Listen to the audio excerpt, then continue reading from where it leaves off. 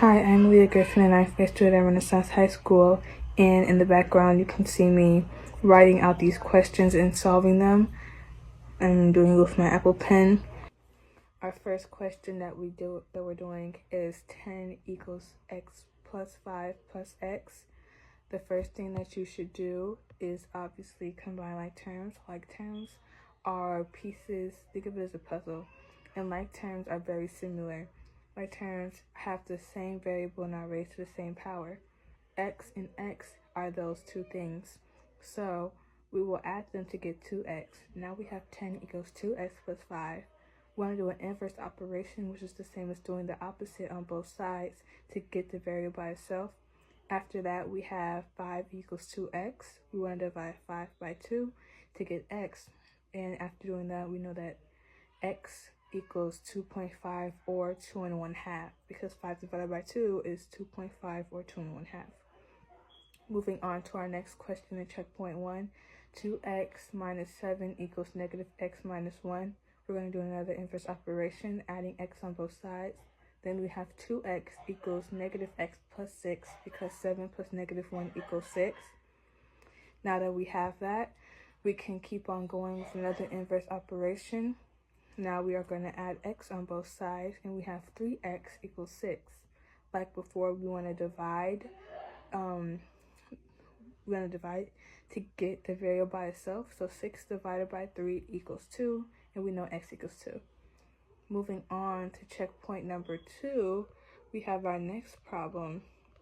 We are given values for each of the variables in this equation, or in these equations. X equals 4, y equals negative 2, and z equals 3. Now that we know that, we can substitute them in when needed. So x to the third power minus 4y is really 4 to the third power minus 4 times negative 2. Also, I wrote a 2 right there as the power for 4. Please excuse that mistake. It's meant to be a 3. We know 4 to the third power is 64, and 64 minus negative 8 is the same as saying 64 plus 8. So we know that the answer to that is simply 72. And that's how we get our answer. Moving on to the next question. This one is a bit of a mouthful. Y to the second power distributed to xz minus 5y divided by 3x minus 4y. The first thing we want to do is put in the values for each variable, which I'm writing down right here, as you can see.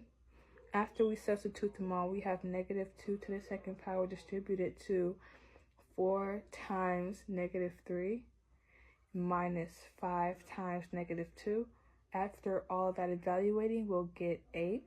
But we want to first put that over 3 times 4 minus 4 times negative 2.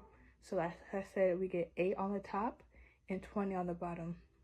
We can just switch those out, and now we have 8 over 20, which we can divide by 4 on both sides to get 2 over 5, which is the given value or the given solution that you can see at the bottom of the book.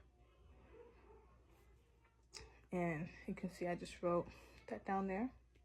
Now we're going to get rid of that layer and go to another question. And now we're finally on checkpoint number 3. Please ignore the sounds in the background. That's my younger brother. Okay.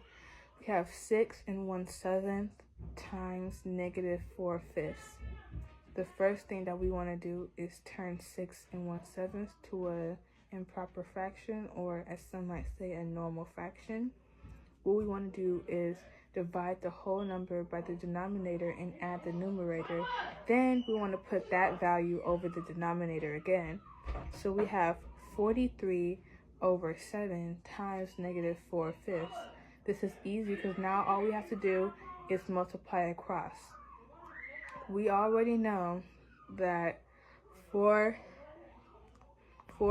times 43 would equal, well, we already know that a negative times a negative is a positive, I should say. I forgot to add that part, so I shouldn't be skipping any steps.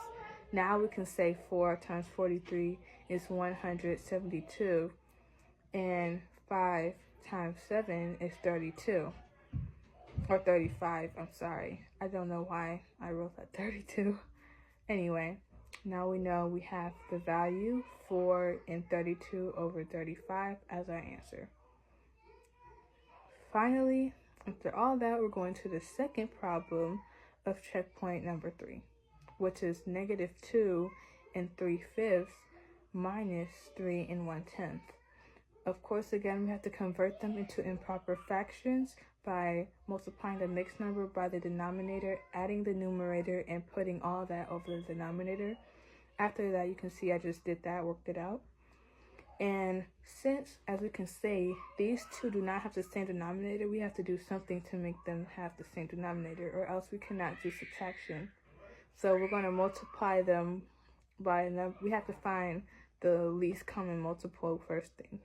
I figured out that we should go with 50, and I have to multiply both the top and the bottom by numbers that will lead the denominator to 50. After doing that, I have negative 130 over 50 minus 155 over 50. A negative minus a negative is just the same as a positive plus a positive, just add a negative in front of it.